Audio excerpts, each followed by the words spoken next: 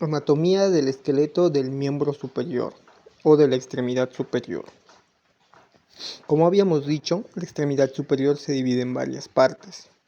La parte proximal, que es la cintura escapular, que está formada por la escápula y la clavícula, que se encarga de unir la extremidad superior al tórax. Tenemos el brazo, que está compuesta por el húmero, nada más. Tenemos el antebrazo, compuesta por el radio y el cúbito, o también conocido como la ungla. Tenemos acá un pequeño espacio que corresponde a la muñeca o a los huesos del carpo, y la parte distal, que vendrían a ser la parte de la mano, que viene a ser o viene a estar compuesto por los metacarpianos y por las falanges. El día de hoy vamos a hablar acerca de los huesos del antebrazo, que como ya dijimos son el radio, que está ubicado lateralmente, y el cúbito, que está ubicado medialmente. En medio de ellos tenemos un espacio conocido como el área interósea del antebrazo, un área un poco elíptica, que está articulada por una membrana interósea.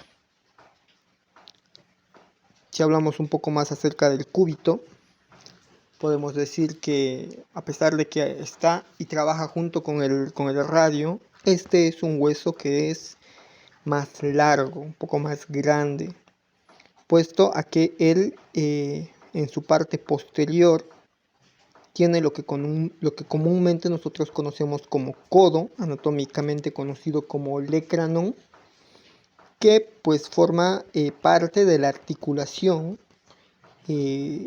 húmero-cubital, en la que podemos ver acá el húmero se articula con el cúbito para poder producir el movimiento de flexión y extensión. Se articulan a través de la tróclea, que forma parte del húmero, y de la escotadura troclear, que viene a estar o forma porción del cúbito, que vendría a ser esta de acá. Esta vendría a ser nuestra escotadura troclear. También hay otros reparos anatómicos en la parte o en el extremo superior, como este de acá, que vendría a ser el vértice del olecranon. Otras partes más como la parte de la escotadura de la porción coronoidea, de la escotadura troclear, que es esta de acá, que también forma parte de la articulación húmero-cubital o húmero-unglar, como también se conoce. Y tenemos en esta otra parte, en la parte interósea, otra escotadura, que vendría a ser la escotadura radial, donde se articula con el hueso del radio. Como podemos ver, algunas características del hueso del cúbito es que pues es un hueso largo. Además tiene una forma similar a la de una S cursiva. No es completamente recto y es más voluminoso en la parte superior que en la inferior. La parte inferior es un poco más delgada y tiene la forma de un prisma que podría ser semicilíndrico, pero que en realidad también es un poco más triangular. Por lo tanto, también forma 3 caras y 3 bordes. En la parte anterior, toda esta vendría a ser la cara anterior, y en esta parte medial, anteromedial podríamos decir, está el borde anterior. Esta de acá, que podemos ver acá, vendría a ser el borde interóseo, que divide la cara anterior de la posterior. Acá tendríamos la cara posterior seguido de el borde posterior, y finalmente regresaríamos a lo que sería la cara medial y el borde anterior. Algunos otros reparos anatómicos que podríamos ver del cúbito podría ser la tuberosidad que se encuentra en esta parte de acá, y el agujero nutricio, que si bien no es muy perceptible en este modelo, se encuentra más o menos por esta zona, aproximadamente por esta zona, y quizás unas últimas partes importantes o reparos anatómicos importantes vendrían a ser la cabeza, y podemos ver también el pequeño saliente que tiene aquí, que vendría a ser conocido como la apófisis estiloides del cúbito.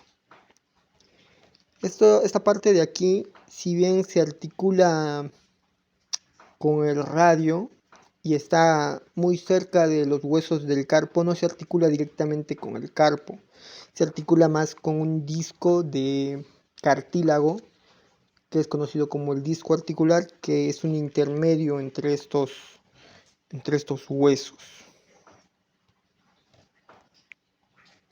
Después, continuando con el radio es inverso al cúbito en cuanto al área delgada y al área más gruesa que tienen, puesto que en el cúbito la cabeza se encuentra en su parte proximal, en esta parte de acá, y si bien tiene una articulación con el húmero, no cumple una función de movimiento. Más que nada, la articulación que produce movimiento en este hueso vendría a ser la articulación húmero-cubital, la que habíamos visto anteriormente con la escotadura radial en el cúbito. En su parte distal se articula con el cóndilo del carpo, que vendría a ser la unión de algunos huesos. En este caso, los huesos que se articulan directamente con el radio vendrían a ser el escafoides y el semilunar.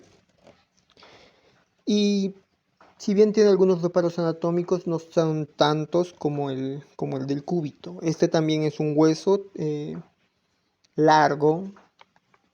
Igual tiene una forma semicilíndrica, pero es más prismático, igual triangular. Por lo tanto, tiene igual 3 caras y 3 bordes.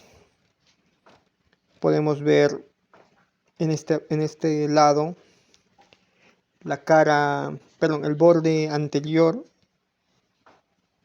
que vendría a ser este de acá. Tiene una cara anterior y tiene un espacio interóseo, o sea, forma parte del espacio interóseo. En la parte de acá podemos ver que tiene un borde posterior y tiene tanto la cara lateral como la cara posterior. Ampliamos un poquito más, podemos ver aquí la división del borde. Esta vendría a ser la cara lateral y esta vendría a ser la cara posterior. Y pues este vendría a ser el borde interóseo, como ya habíamos marcado anteriormente. Pocos reparos anatómicos en este hueso que sean de relevancia. Podríamos mencionar tal vez el tubérculo, que se encuentra en esta parte de acá, que sirve para la inserción del músculo bíceps braquial. el tubérculo interóseo también, que se encuentra en la parte media del hueso, la parte de acá. En el extremo inferior tiene la apófisis estiloides, la impresión del músculo brachioradial.